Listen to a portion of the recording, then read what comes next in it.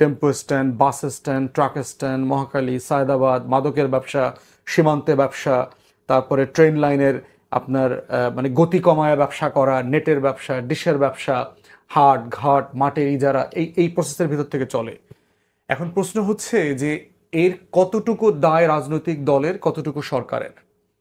রাজনৈতিক দলের দায় হচ্ছে তার ব্যানার ব্যবহার করে যদি এই কাজ করে বলে প্রমাণিত হয়, রাজনৈতিক দল অ্যাকশন নেয় কিনা, তার কমিটি বাতিল করছে কিনা। আপনি কি মনে করেন বিএনপি যে অ্যাকশনগুলো নিচ্ছে সেটা আপনি কিভাবে দেখেন? বাংলাদেশের রাজনৈতিক ইতিহাসে, বাংলাদেশের পলিটিক্যাল পার্টির হিস্ট্রিতে দলীয় নেতাকর্মীদের ব্যাপারে এত সিরিয়াস ডিসিশন নেবার ঘটনা এই সময়টা ছাড়া আমরা কোনো সময় দেখি নাই, ইনক্লুডিং বিএনপি। এত ডিসাইসিভলি বিএনপির লিডারশিপ এত পরিমাণ কমিটি সাসপেন্ড করেছে গত 7-8 মাসে। বিএনপি হয়তো গত 40 বছরেও তার এত পরিমাণ কমিটি সাসপেন্ড করে নাই। অতএব বিএনপি দল আকারে যতটুকু তার কাছে খবর যাচ্ছে, অভিযোগ যাচ্ছে, স্ট্যান্ডিং কমিটির সদস্যকে শোকজ করেছে, আপনি জানেন, একাধিক সদস্যকে শোকজ করেছে, সিনিয়র নেতাকে শোকজ করেছে। এখন দল আকারে কি ফৌজদারি অপরাধের বিচার করবার দায় বিএনপিকে আমরা দিতে পারি কিনা? ধরেন বিএনপির একটা নেতা চাঁদাবাজি করে, নারায়ণগঞ্জে ধরেন বিএনপির এক নেতা রূপগঞ্জে বড় বড় ব্যবসা প্রতিষ্ঠান দখল করে ফেলাইলো। এখন এই যে দখলটা করলো, এই দখলের বিচার কি বিএনপি করতে পারবে কিনা? নিশ্চয়ই না, কারণ ফৌজদারি অপরাধের বিচার করার এখতিয়ার তো রাষ্ট্রের, দল আকারে না। দল আকারে তার কাছ থেকে কি প্রত্যাশিত? প্রমাণিত হওয়ার পরে ওই নেতাকে সে দল থেকে বহিষ্কার করছে কিনা, কমিটি সাসপেন্ড করছে কিনা, তাকে ইনডাইরেক্টলি মদত দিয়ে দলের মধ্যে রাখছে কিনা, তার আশেপাশে গুলোকে সে এমনভাবে পুষছে কিনা যে কাগজপত্রে করলাম বাট তুমি থাকো, কাজ করে যাও, চাঁদাবাজি কন্টিনিউ করো, এটা করছে কিনা। সেই জায়গাতে আমার কাছে মনে হয়েছে বিএনপির পেজ তো আমি ফলো করি, বিএনপির ফেসবুক পেজ, মিডিয়া সেল, আমি তো রেগুলার দেখতে পাচ্ছি এরে বহিষ্কার করতেছে, ওরে বাদ দিচ্ছে, সিনিয়র নেতার সদস্যপদ বাতিল করে দিয়েছে, শুধু পদ না, প্রাথমিক সদস্যপদ বাতিল করে দিয়েছে।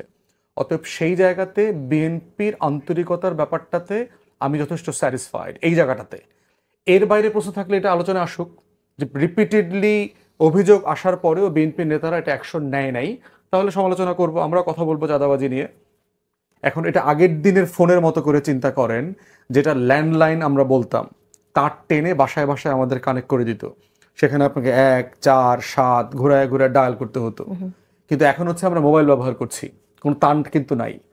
এটা হচ্ছে আগের দিনে ইন্টারনেটের মতো ছিল, যে আপনাকে তার টেনে টেনে ফোনের সাথে কানেক্টেড করতে হতো, কিন্তু আপনি এখন ওয়াইফাই জমানে চলে আসছেন, তার টানতে হচ্ছে না।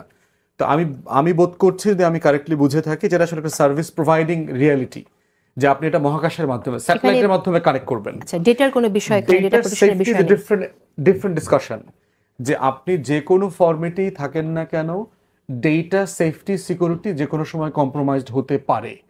যেমন ধরেন আমরা দেখেছি 6.5 কোটি ভোটারের ডেটা ইলেকশন কমিশন থেকে চুরি হয়ে গেছে, ওপেন এন্ডেড হয়ে গেছে। ইন্ডিয়ান কোম্পানি জয় পলক মিলে এটা থেকে 25-30 হাজার কোটি টাকা ব্যবসা বাণিজ্য করেছে।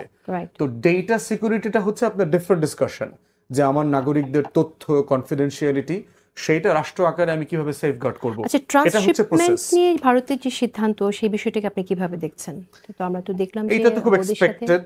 আবার আজকে একটা ফানি কমেন্ট করেছে দেখলাম ভারতের পররাষ্ট্রমন্ত্রী ডক্টর জয়শঙ্কর, সেটা হচ্ছে যে বাংলাদেশকে তারা যতটুকু মহব্বত করেন, বাংলাদেশের যতটুকু মঙ্গল তারা কামনা করেন, পৃথিবীতে নাকি আর কোনো দেশ বাংলাদেশকে এত ভালো করে ভালোবাসে না। তো সেটা একটা বিশাল ব্যাপার আর কি, মানে ভারত যে আমাদেরকে আসলে এত ভালোবাসে এটা আমরাও জানতাম না। তো এটার জন্য ধন্যবাদ। তো এই ভালোবাসাটার জন্য তো ফুল পাঠানোর কথা ছিল, যাকে ভালোবাসি